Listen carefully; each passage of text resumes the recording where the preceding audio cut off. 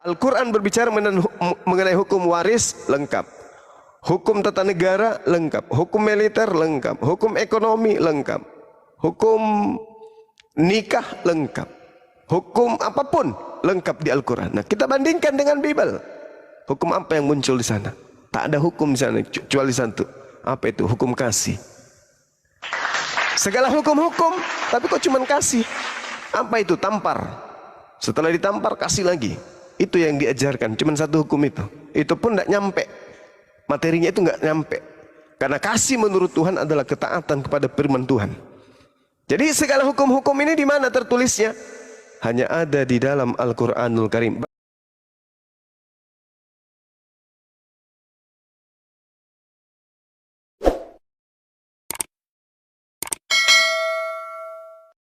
Perkataan Tuhan kepada roh kebenaran. Jadi Roh Kudus menyampaikan kalam ilah. Kebenaran ini manusia. Yohanes 16 nomor 13, nomor 7 sampai nomor 15 itu uraiannya sangat jelas di situ. Ada roh kebenaran, ada nabi kebenaran, nabi yang membawa kemudian al-haq, ajaran dari al-haq yang disampaikan melalui perantaraan Roh Kudus. Roh Kudus datang menyampaikan firman ke dalam lisannya, sang roh kebenaran kemudian menyampaikan apa yang diterima dari Roh Kudus ini kepada seluruh umat manusia. Jadi cakupan dari pengajaran roh kebenaran wajib hukumnya kitab suci.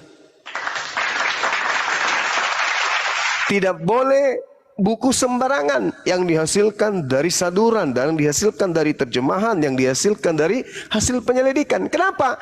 Karena roh kebenaran menerima pemberitaan itu langsung dari Roh Kudus. Jadi Roh Kudus adalah malaikat Jibril yang datang kepada roh kebenaran yang adalah baginda Rasulullah Muhammad sallallahu alaihi wasallam. Hukum-hukum yang dibawa kemudian disebut Al-Quran. Cakupannya semua perintah dan larangan termaktub di dalamnya. Sedangkan kalau dikatakan Yesus bahwa ketika Roh Kudus itu datang atau roh kebenaran itu datang, dialah yang akan mengajarkan kepadamu segala hukum-hukum, segala keadilan dan penginsapan dunia akan dosa. Coba, segala hukum-hukum. Segala hukum-hukum berarti hukum apa saja yang ada di atas muka bumi ini itu diajarkan oleh Roh Kudus kepada roh kebenaran. Yohanes 16 nomor 13, 14 dan seterusnya. Oleh karena itulah kemudian Al-Quran berbicara mengenai hukum waris lengkap, hukum tata negara lengkap, hukum militer lengkap, hukum ekonomi lengkap, hukum nikah lengkap, hukum apapun lengkap di Al-Quran. Nah, kita bandingkan dengan Bible. Hukum apa yang muncul di sana? Tak ada hukum di sana kecuali satu. Apa itu? Hukum kasih. Segala hukum-hukum, tapi kok cuma kasih? Apa itu? Tampar. Setelah ditampar, kasih lagi. Itu yang diajarkan, cuma satu hukum itu. Itu pun tidak nyampe. Materinya itu nggak nyampe. Karena kasih menurut Tuhan adalah ketaatan kepada firman Tuhan. Jadi segala hukum-hukum ini di mana tertulisnya? Hanya ada di dalam Al-Quranul Karim. Berarti Roh Kudusnya bekerja kepada roh kebenaran yang adalah baginda Rasulullah Muhammad SAW. Mari kita buktikan. Kalau saudara Gugum punya Bible sekarang ini, saya minta bagaimana hukumnya. Nabi Isa juga roh kebenaran, Pak Jumat. Semua nabi itu adalah roh kebenaran. Yang dimaksud roh kebenaran di sini adalah nabi yang membawa kebenaran. Sementara yang dimaksud roh jahat itu adalah nabi-nabi palsu. Jadi roh kebenaran versus roh jahat. Kalau roh jahat ini adalah nabi palsu, roh kebenaran ini adalah nabi utusan pencipta langit dan bumi. Itu. Jadi untuk mengetahui di mana roh kebenaran ini bekerja di Islam atau di Kristen, mari kita tanya. Apa yang roh kebenaran ajarkan kepada orang-orang Kristen terkait dengan harta warisan? Silakan Anda tunjukkan ke saya tentang pembagian warisan, hukum warisan di dalam kekristenan. Berdasarkan apa yang tertuang di dalam pengajaran Bible, Perjanjian Baru, Karena perjanjian lama nggak mungkin, karena dia datangnya setelah perjanjian lama. Di perjanjian baru yang membahas tentang hukum-hukum pembagian warisan. Itu tertulis di kitab perjanjian baru di bagian mananya. Saya tunggu, silakan.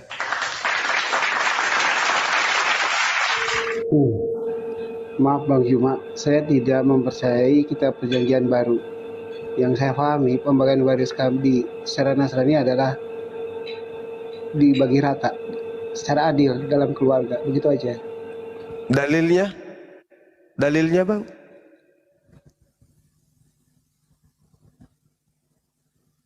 Dalil?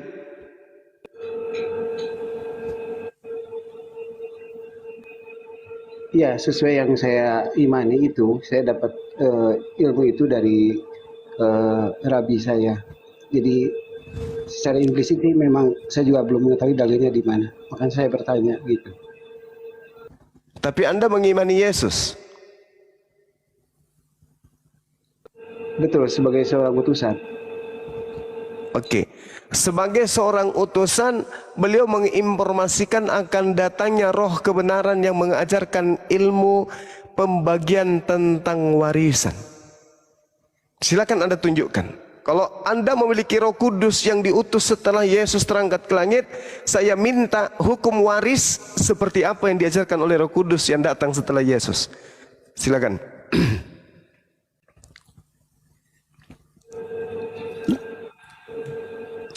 Ada? Yesus mengatakan segala hukum. Saya kasih bocoran kalau di Islam ya. Bismillahirrahmanirrahim. Yusikumullahu fi auladikum lizzakari mislu hazzil unsayain.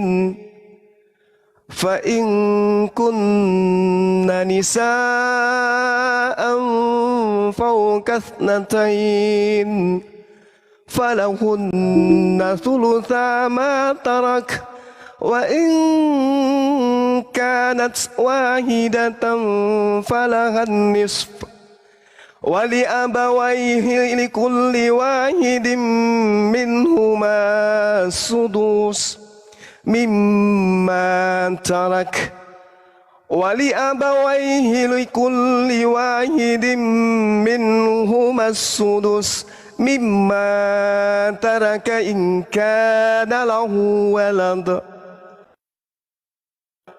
فإن لم يكن له ولد وورثه أبواه فلأمه الثلث فإن كان له إخوة فلأمه السدس من بعد وصية يوصي بها أو دين آباؤكم وأبناؤكم لا تدرون أيهم أقرب لكم نفعا فريدة من الله Innallaha kana aliman hakima.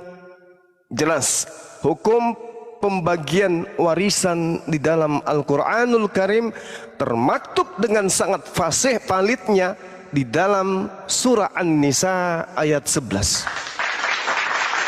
Ajaran Roh Kudus tentang hukum pewarisan. Jadi Yesus mengatakan ketika ia datang, yaitu roh kebenaran, dialah yang akan memimpin kamu ke dalam semua hukum-hukum. Nah, saya minta cuma satu. Saya belum minta hukum militer. Saya belum minta hukum ekonomi. Saya belum minta hukum syarat nikah.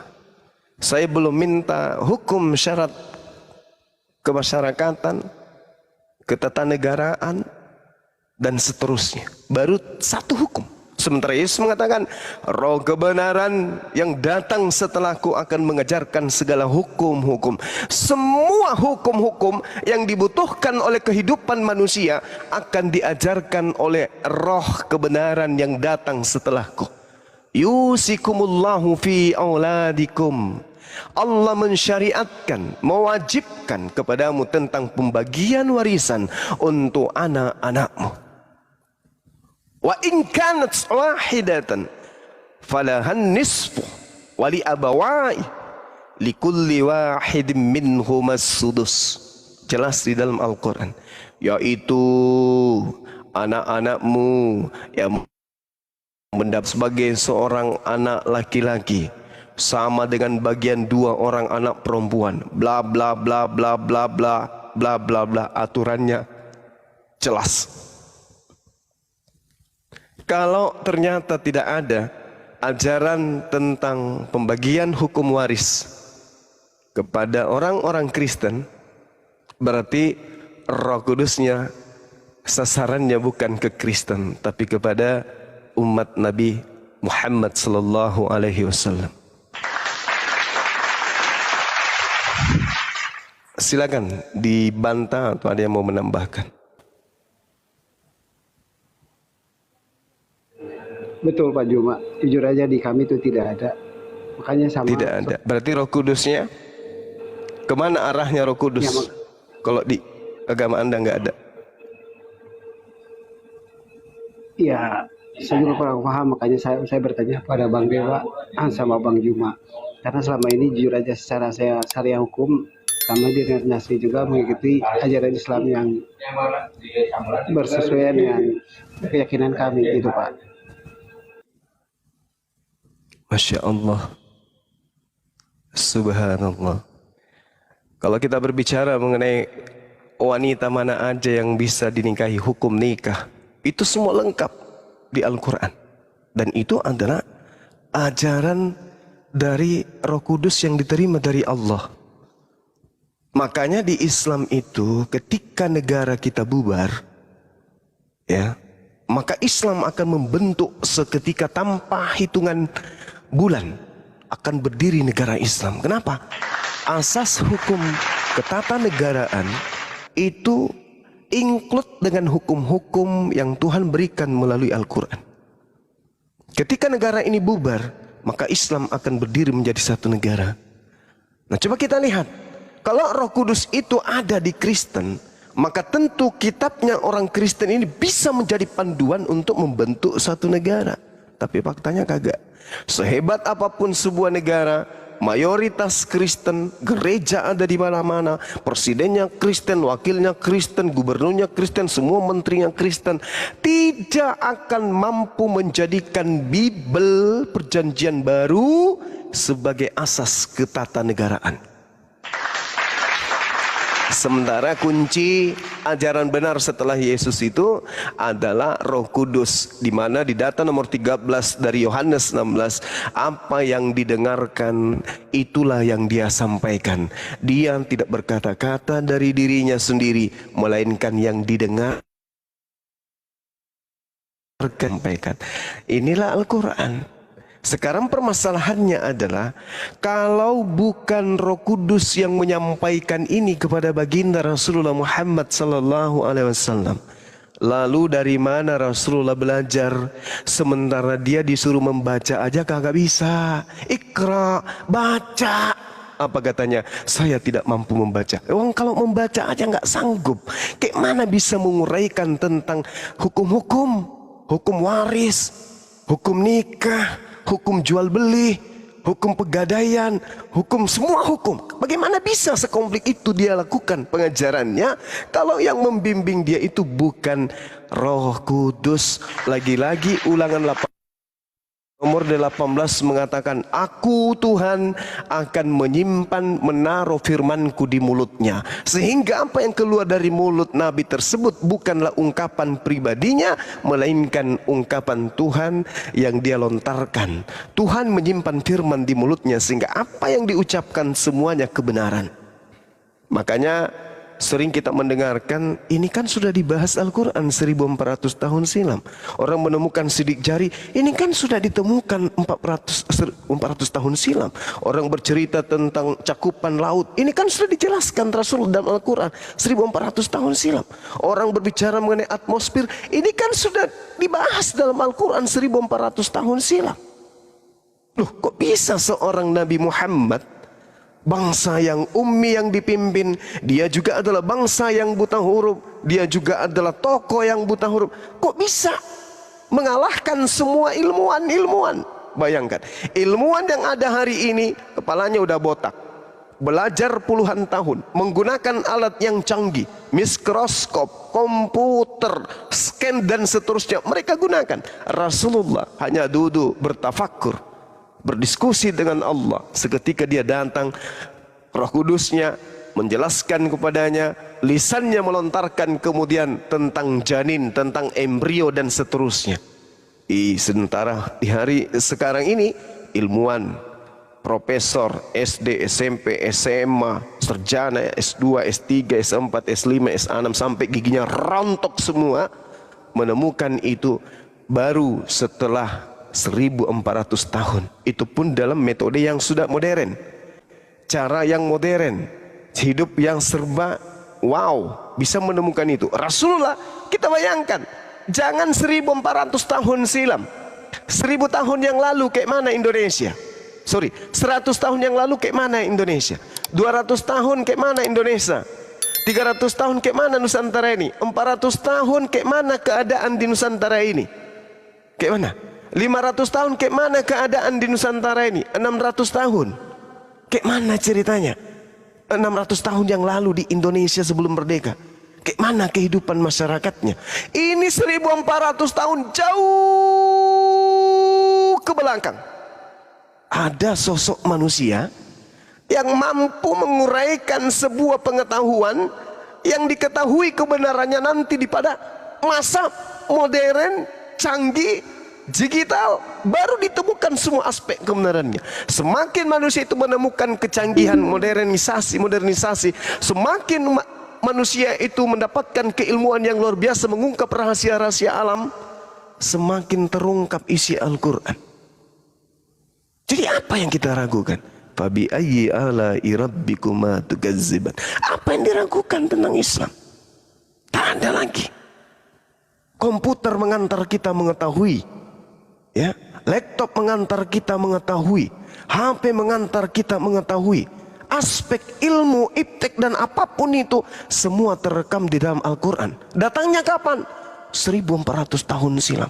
Siapa ilmuwan yang mengajarkan itu? Tak ada. Oh, modern yang sudah beradab lebih dulu, peradaban Romawi mungkin, peradaban Yunani kali, peradaban Mesir kali, peradaban India kali. Rasulullah pernah kuliah di sana kali. Tak ada itu. Ketika kitab termaterai itu diberikan kepadanya, Iqra, dia mengatakan, saya tidak bisa membaca. Artinya, biarkanlah kemudian lisannya mengucapkan isi kitab termaterai itu, dan isi dari kitab termaterai itu memuat masa lalu, masa pada masanya, dan masa yang akan datang. Dan itulah yang tersimpan di dalam Al-Quranul Karim. Jadi kita jangan memperbodoh diri, kita jangan egois terhadap diri kita. Kita pikirkan masa depan kita, kita pikirkan akhirat kita, kita pikirkan kehidupan setelah kebangkitan kita. Jangan ego di dalam berkeyakinan. Katakan salah yang salah, katakan benar yang hak. Jangan kemudian kita bingung, ragu terhadap kebenaran. Yang benar pasti benar, yang salah seperti apapun kekuatan untuk mendukungnya menjadi benar, tidak akan pernah bisa benar.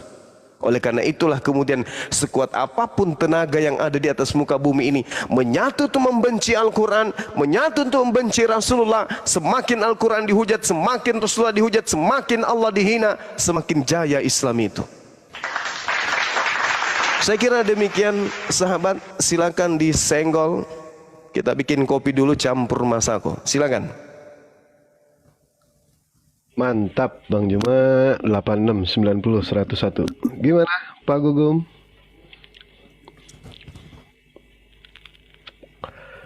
Apa yang mau dibahas lagi? Apa yang mau meragukan Pak Gugum mengenai soal Islam? Tanyakan saja kepada Bang Juma. Ya sudah sih, saya sih jujur aja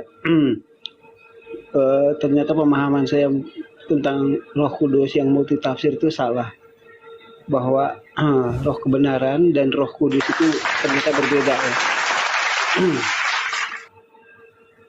Yang saya pahami, Roh kebenaran dan Roh Kudus itu sama. Kirain hanya satu kepada Nabi saja gitu aja. Terus masalah syariat, Yang Bang Juma jelaskan itu saya juga mengakui bahwa memang sempurna yang ada di sana itu. Makanya kami memang sebagai minoritas mengikuti ajaran dari Muslim. Itu aja sih intinya. Cuman satu lagi aja Bang Juma saya Allahu tanya. Akbar. Iya. Tadi saya diskus dengan orang Kristen. Lu tahu nggak Gum katanya? Apa? Kenapa cicilan itu ada di Indonesia? Nggak tahu. Itu dasarkan dari Quran. Kenapa? Quran itu dicicil sampai kata Bang Dewa 22 tahun, 2 bulan, 22 hari. Nggak ke setiap orang itu. Saya bilang enggak begitu. Jawabannya apa ya? Saya nggak tahu. Nanti saya tanya sama Muslim. Begitu Pak. Masih.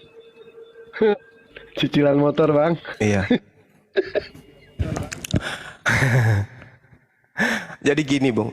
Ketika kita berbicara mengenai sebuah konsep, artinya kita berbicara mengenai hukum. Ketika kita berbicara mengenai hukum, berarti itu ada aspek manusia yang menjadi objek sasaran.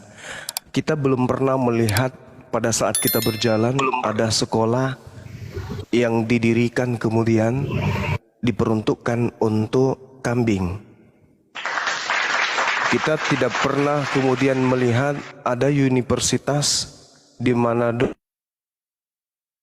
dosennya di sana itu sapi, siswa-siswanya, mahasiswanya di sana itu adalah kuda, gajah, kucing, dan yang menjual di kantin itu pararang atau biawak. Belum pernah kita melihat itu. Maksudnya apa ini? Tuhan mengatakan inni a'lamu ma la ta'lamun.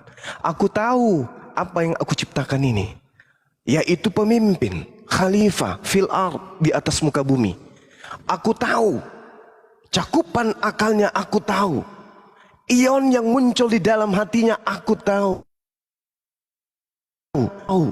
sendi-sendinya aku yang tahu. Kata Allah, inni a'lamu ma la ta'lamun. Aku yang paham tentang makhlukku.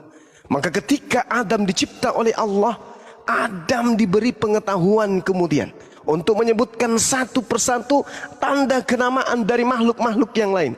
Lalu kemudian Tuhan memberikan aturan, makan yang ini, yang warna ini makan, warna itu makan, yang warna ini makan, yang sebesar ini makan, yang kecil-kecil kayak gini makan. Tapi satu ingat, yang ini nih jangan kamu makan. Artinya sesempurna-sempurnanya manusia, karena dia adalah makhluk yang butuh hukum dan aturan, ketetapan, ketentuan dari Tuhan, maka aspek akal yang menjadi takaran kemudian diberikan pengetahuan oleh Allah berdasarkan kesanggupan manusia. Orang yang hidup di zaman batu, paling cerdasnya mereka, itu mereka tidak ngerti apa itu golok. Orang yang hidup di zaman prasejarah, paling pintarnya mereka tidak ngerti apa itu alat pemotong kuku. Gak ngerti dia. Padahal itu adalah hal sepele bagi kita di zaman ini. Makanya Al-Quran itu diwahyukan oleh Allah secara berangsur-angsur. Kenapa? Karena kata per kata di dalam Al-Quran itu isinya adalah cakupan alam semesta.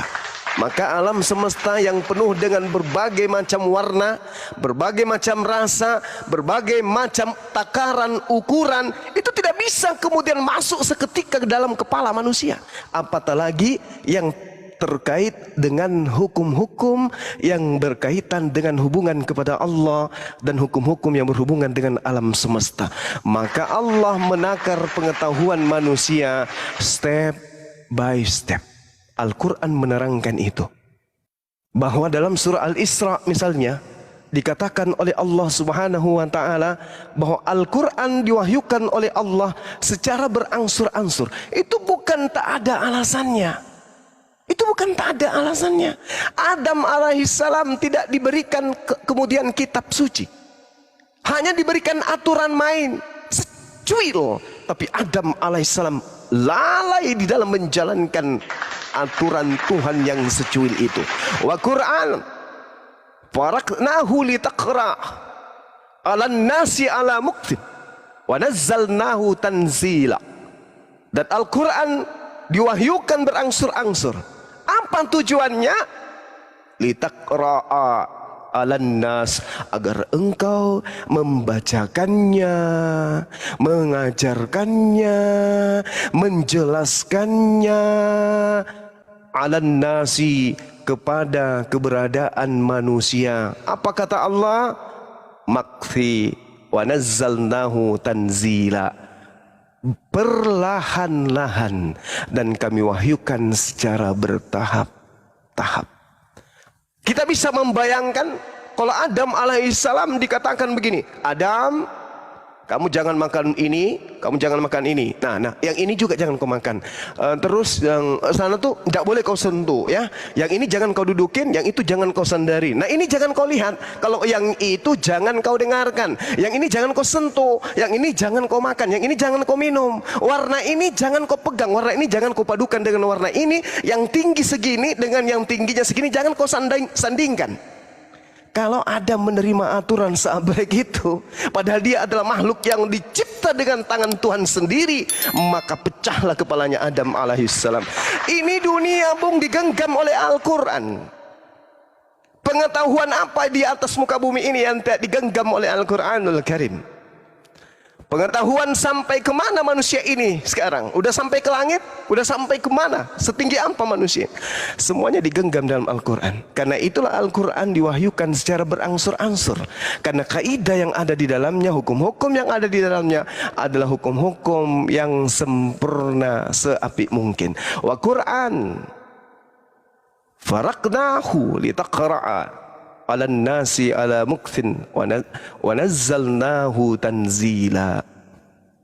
Wa nazzalnahu tanzila. Ya, mudah-mudahan saya tidak keliru baca ayatnya. Jadi yang jelas tujuan daripada berangsur-angsurnya Al-Quran itu diwahyukan oleh Allah, salah satu hikmahnya itu tadi. Coba kalau kita melihat antara perbandingan pendeta dengan ustadz, atau terlalu jauh, pendeta dengan apologet, atau terlalu jauh.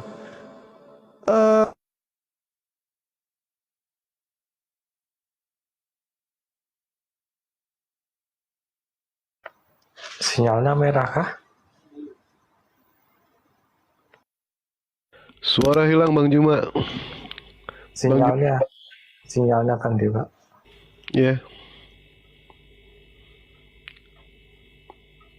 Bang Juma. Sinyalnya merah, sinyalnya hilang. Iwan Pila, ada nggak yang bisa ngirimin tower ke Bang Juma? Kalau ada, tolong kirimin tower dong kesannya. OTW tower. Mantap, Bang Juma. Baik.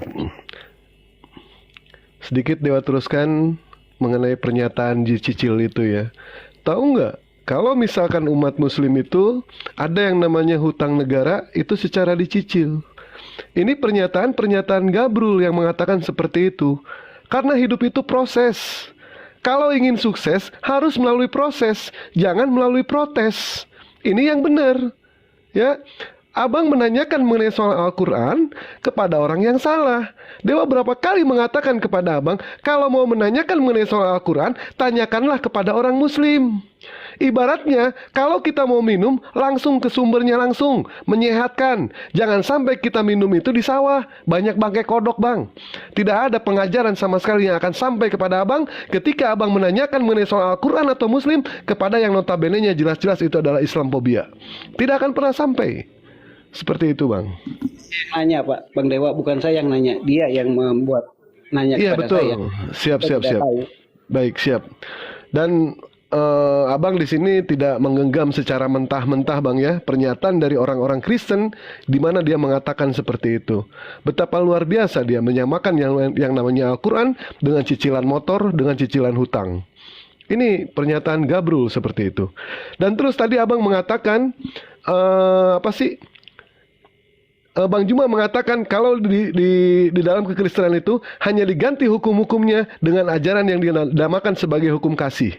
Bang, yang namanya kasih itu adalah perasaan. Yang namanya cinta itu adalah perasaan.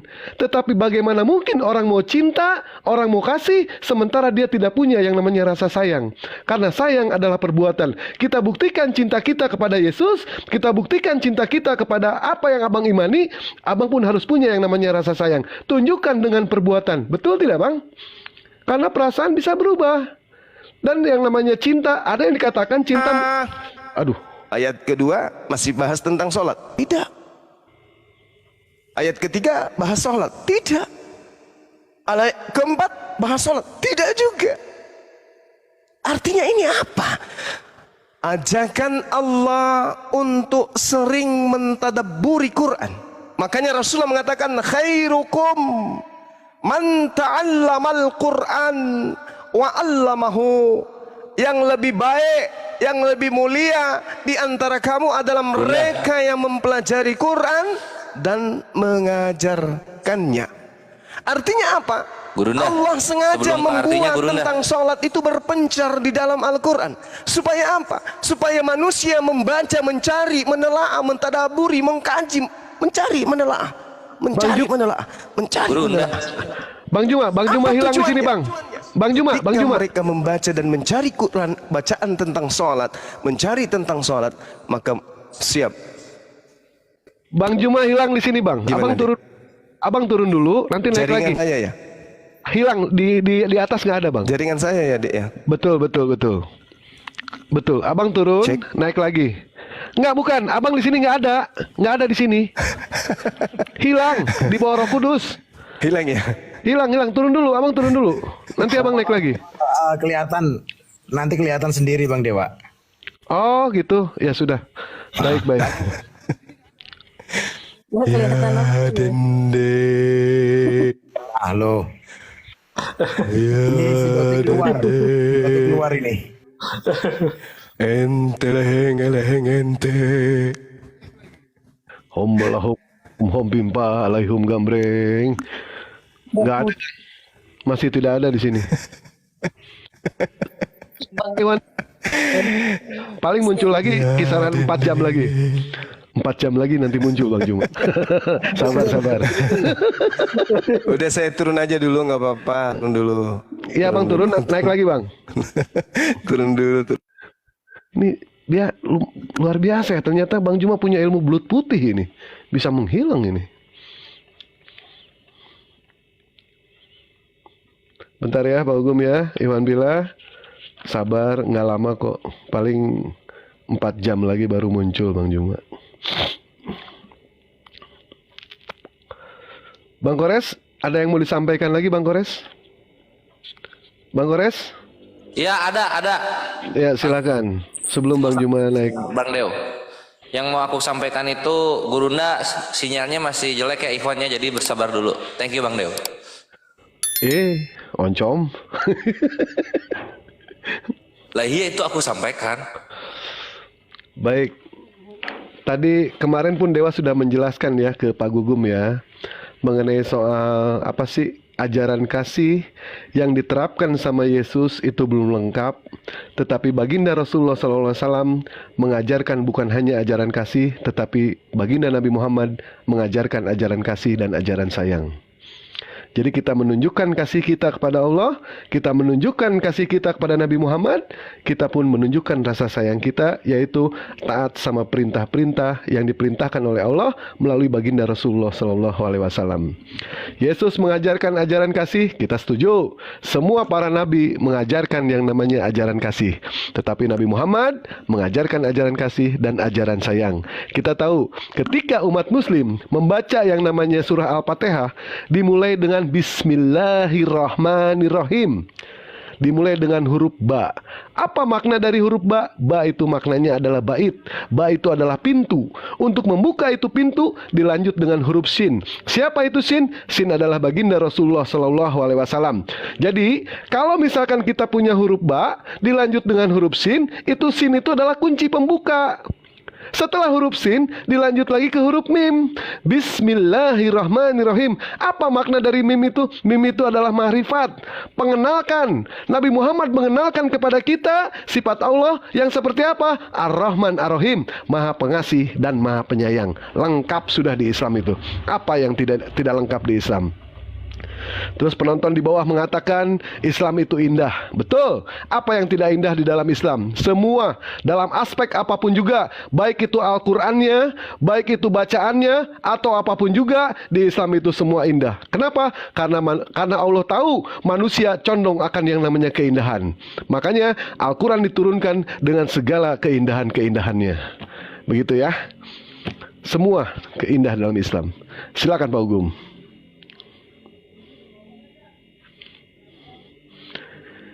Ini orang O2 Bang Juma aja. Bang Jumanya nggak ada. Ente naik aja ke sini kalau mau jelaskin. Pak Ugum? Iya, iya, iya. Silakan. Baik Bang Dewa. Iya, iya. Terima kasih ya.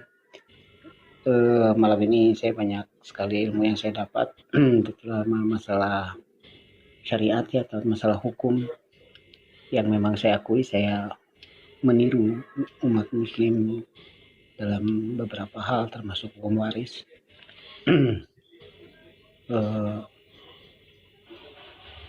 Makanya saya pengen lebih banyak tahu dan pengen belajar mengenai kemusliman ini. Begitu. Baik. Tadi bicara mengenai soal hukum. Di Quran itu ada tafsir. Apa itu tidak tidak bentrok atau tidak saling berbeda gitu intinya.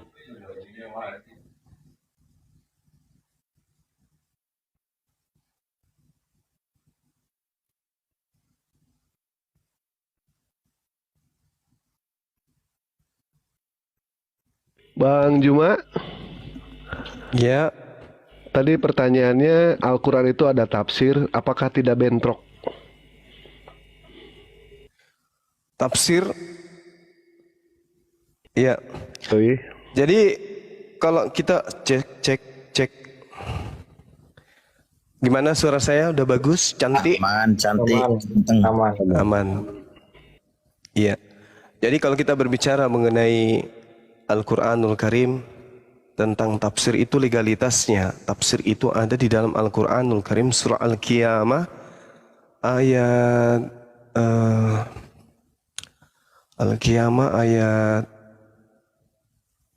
17, 18, 19. Allah Subhanahu wa taala menjelaskan begini. Inna alaina jam'ahu wa Qur'anan. Inna alaina jam'ahu wa Qur'ana. Sesungguhnya kami yang akan mengumpulkannya di dadamu dan kemudian membacakannya. Fa idza qara'nahu fattabi' Qur'ana. Apabila kami telah selesai membacakannya, maka ikutilah bacaannya itu. Summa inna alaina bayana.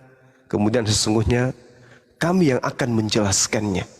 Jadi tafsir Al-Quran itu adalah sebuah kaidah ilmu yang dihasilkan dari disiplin ilmu yang terkait dengan Al-Quran itu sendiri. Siapa yang memulai penafsiran itu? Baginda Rasulullah Muhammad sallallahu alaihi wasallam. Mana legalitas Allah kepada baginda Rasulullah Muhammad sallallahu alaihi wasallam untuk mentafsirkan, menjelaskan Al-Quranul Karim? Dalam surah An-Nahl ayat 44 Allah Subhanahu wa taala menjelaskan bil bayyinati waz zubur wa anzalna ilaika dzikr litubayyana lin-nasi ma nuzzila ilaihim wa la'allahum yatafakkarun. Mereka kami utus dengan membawa keterangan-keterangan dan kitab-kitab, ketetapan-ketetapan, dan kami turunkan az-zikr, Al-Quran kepadamu wahai Nabi Muhammad agar engkau menerangkan, kepada manusia apa yang telah diturunkan kepada mereka agar mereka memikirkan. Jadi tafsir di sini Rasulullah yang menerangkan. Kaidah ilmunya Rasulullah yang menerangkan. Contoh yang tadi, Zalikal kitabu la raiba fihi hudal lil muttaqin. Takwa itu yang menerangkan siapa? Rasulullah Muhammad sallallahu alaihi wasallam. Beliau yang menerangkan, beliau yang menjelaskan. Dan coba kita lihat, ketika Al-Quran itu diwahyukan pertama kali, orang-orang Arab ngerti Arab, mereka bisa baca Quran, tapi mereka belum memahami kandungan Al-Quran itu seperti apa. Maka Rasulullah kemudian yang menjelaskan isi Al-Quran itu. Maka muncullah kemudian ilmu, disiplin-disiplin ilmu. Nahu, sarab, balaga, i'rab, ya. Muncul ilmu-ilmu itu untuk menjadi dasar pijakan para ulama Quran, ulama tafsir untuk mentafsirkan kandungan isi Al-Quran. Seperti itu adanya. Mungkin bisa dipahami, saudara?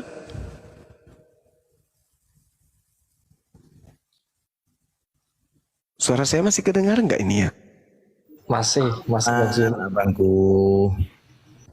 Alhamdulillah. Jadi kalau kita berbicara mengenai tafsir yang sesuai yang saudara pertanyakan, ya, artinya tafsir ini adalah ilmu untuk memahami, mengetahui penjelasan Al-Quran yang diturunkan kepada baginda Rasulullah Muhammad sallallahu alaihi wasallam. Jadi tafsir ini memiliki makna yang tinggi, yaitu menyingkap sesuatu secara mendalam. Itulah tafsir. Jadi tafsir Al-Quran ya memang ada dasar pijakannya yang tadi udah kujelaskan. Sama seperti apa yang diterangkan kemudian dalam surah Al-Furqan misalnya di ayat 33. Di situ sangat jelas dikatakan oleh Allah, tidaklah orang-orang kafir itu datang kepadamu membawa sesuatu yang ganjil, melainkan kami datangkan kepadamu sesuatu yang benar dan yang paling baik penjelasannya.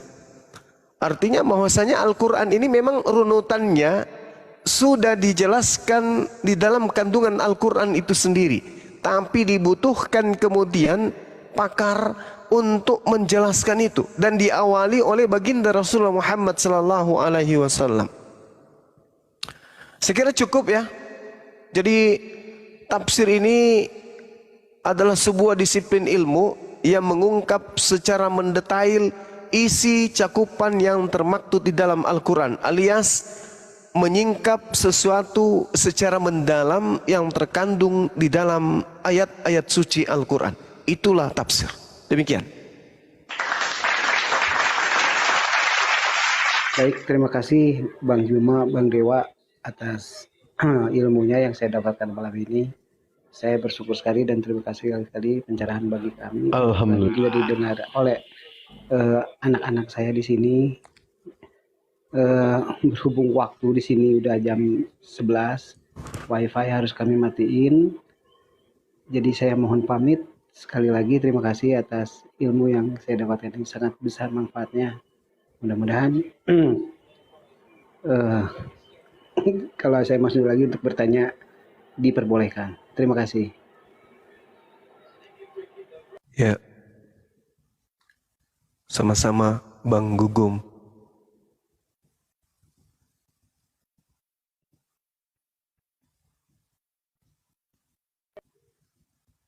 Terima kasih. Assalamualaikum. Iya. Sama-sama Bang. Sehat selalu. Semoga mendapatkan hidayah. Amin. Amin. Amin.